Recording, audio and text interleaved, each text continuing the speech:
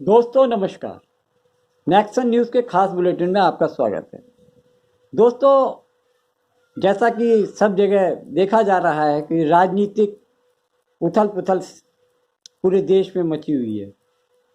5 प्रदेशों में विधानसभा के चुनाव हो रहे हैं, लेकिन भाजपा इसे आम चुनाव के पहले सेमीफाइनल मानकर इस प्रचार में पूरी तरीके से जुटी हुई है।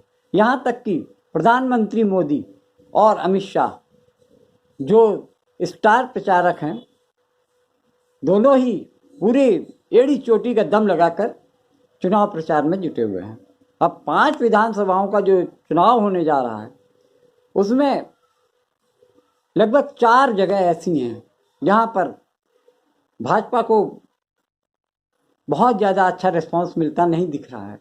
उसमें खास तौर से उनका जो किला है मध्य प्रदेश में उनकी हालत बहुत अच्छी नहीं है। जैसा कि टीवी सर्वे और अन्य आंकड़े बता रहे हैं कि भाजपा वहाँ पर कांग्रेस के मुकाबले में पीछे दिख रही है।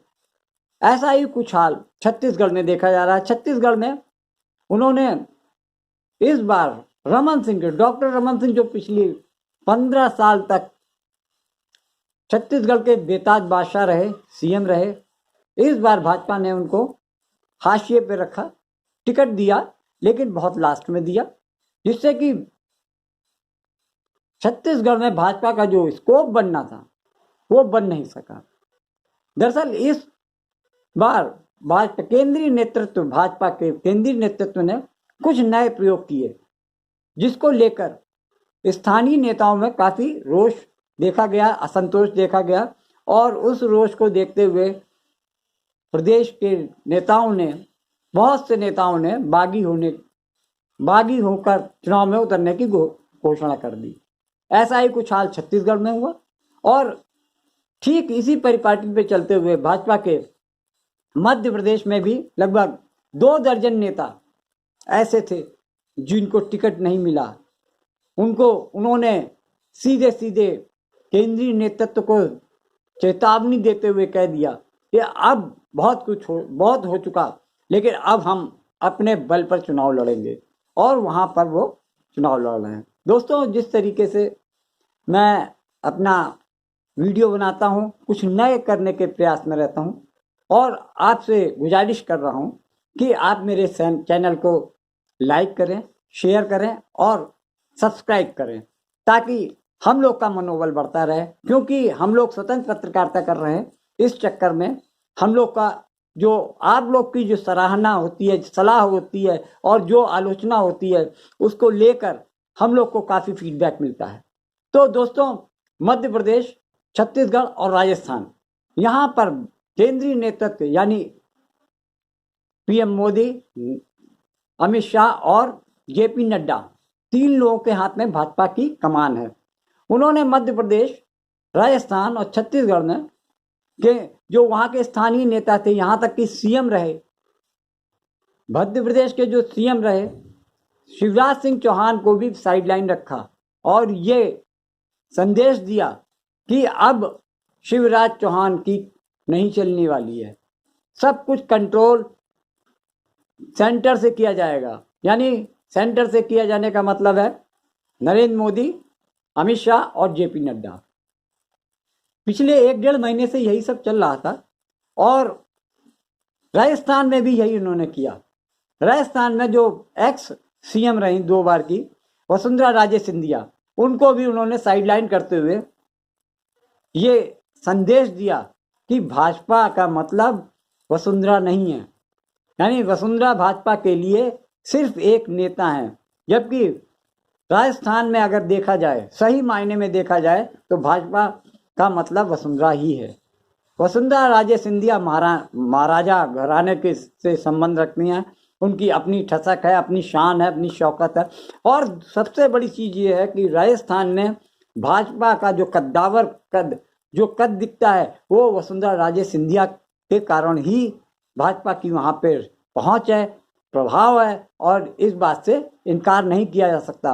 यानी करीब 25-30 दिन पहले तक भाजपा ने, यानी नरेंद्र मोदी अमित शाह और जेपी नड्डा ने वसुंधरा राजे सिंधिया को बिल्कुल साइडलाइन करते हुए अपने केंद्र से 3 मंत्रियों को, 3 कैबिनेट मिनिस्टर्स को चुनाव में उतार दिया और ये सिद्ध कर दिया कि भाजपा अब सीएम फेस वसुंधरा को नहीं बनाने वाली है।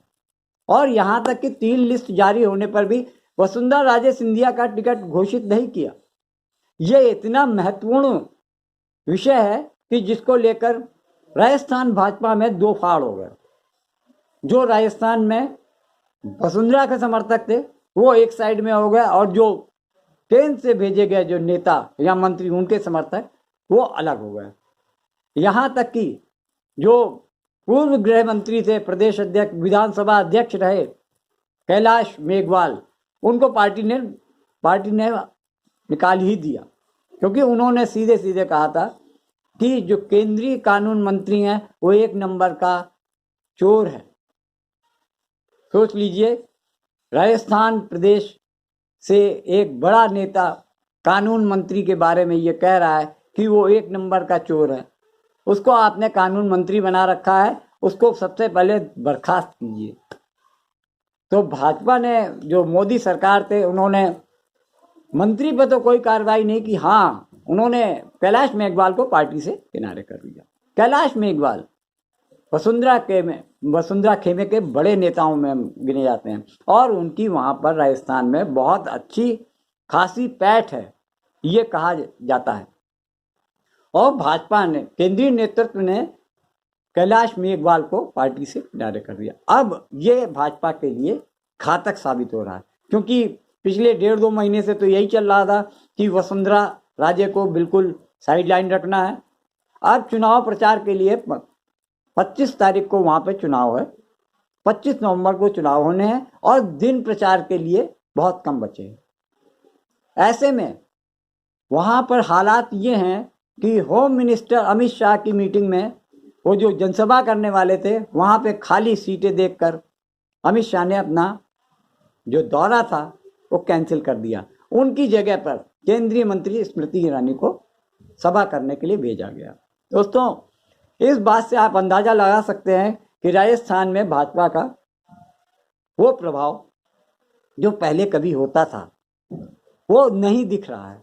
यहां पर ये स्थिति है कि पिछले 5 साल से अशोक गहलोत की सरकार है, उन्होंने जन कल्याणकारी जितनी भी योजनाएं चलाई, 70% लोग उनसे खुश हैं।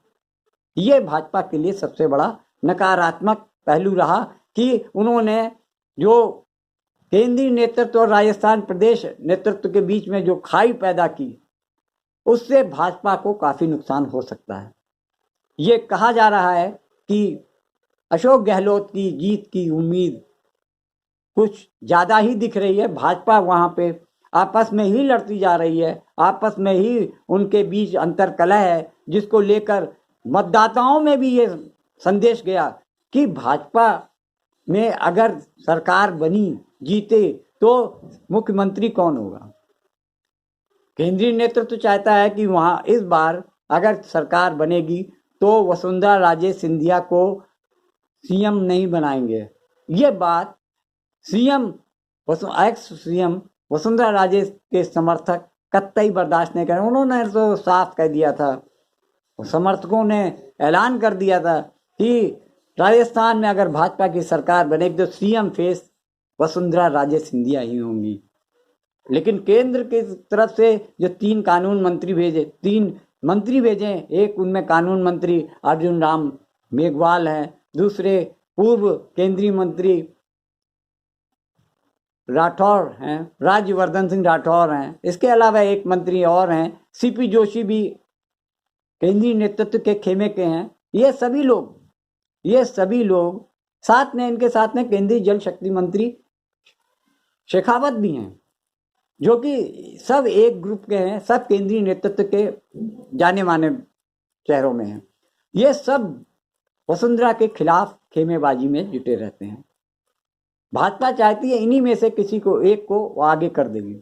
सबसे बड़ी चीज है, उन्होंने जो पहले की सांसद थी, ये आधा दर्जन सांसदों को भी चुनाव में उतार दिया है। इससे इससे एक नुकसान भाजपा को देखने को मिल रहा है, वो ये कि जो स्थानीय विधायक थे, पूर्व विधायक थे, उनका टिकट काट दिया गया।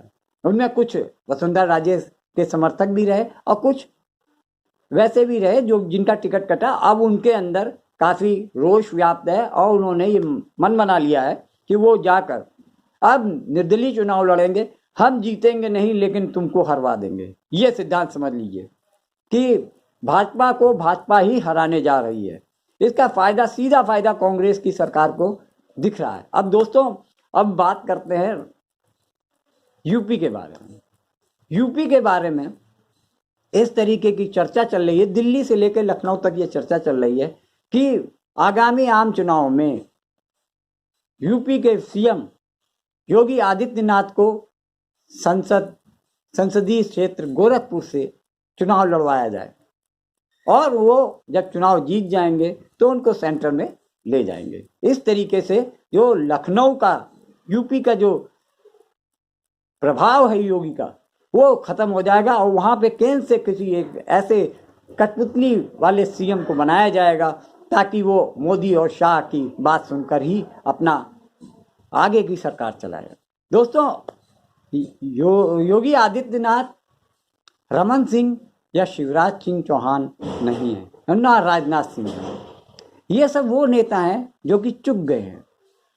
18-20 साल से शिवराज चौहान मध्य प्रदेश में एक छत्र राज्य कर रहे थे। अब उनका नेतृत्व एक तरीके से, उनका जो छवि थी और वो धीरे धीरे लोगों में कम होती जा रही है। उसका कारण है कि 18 साल की जो असंतोष है जनता में, वो सब समझ गए हैं कि ये भाजपा की सरकार सिर्फ नारों और वादों पर चल रही है। सिर्फ मंदिर, मस्जिद और धर्म के आधार पर सरकार, जनता कब तक टिकी रहेगी? उनके ना तो मध्य प्रदेश में ना तो कोई पढ़ाई का स्तर है, ना कोई शिक्षा का स्तर है, ना रोजगार है और ना ही स्वास्थ्य की सेवाएं हैं। इन सब चीज़ों को लेकर जनता में बड़ा रोष है।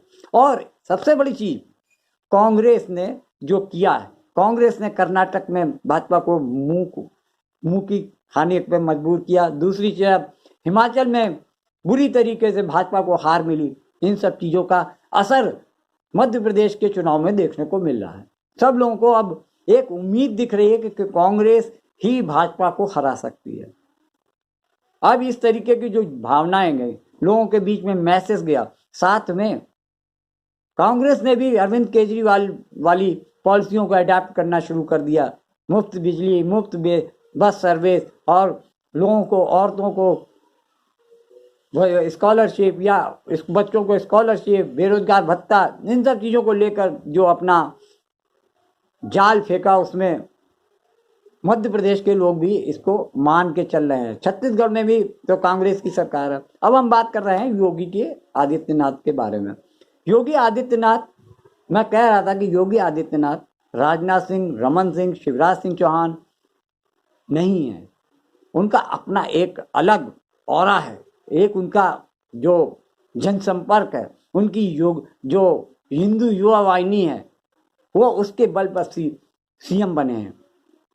भारतीय जनता पार्टी में तो उनको बहुत से लोग चाहते ही नहीं थे कि सीएम बने, लेकिन संघ के करीबी होने की वजह से उनको यूपी का सीएम बनाया गया।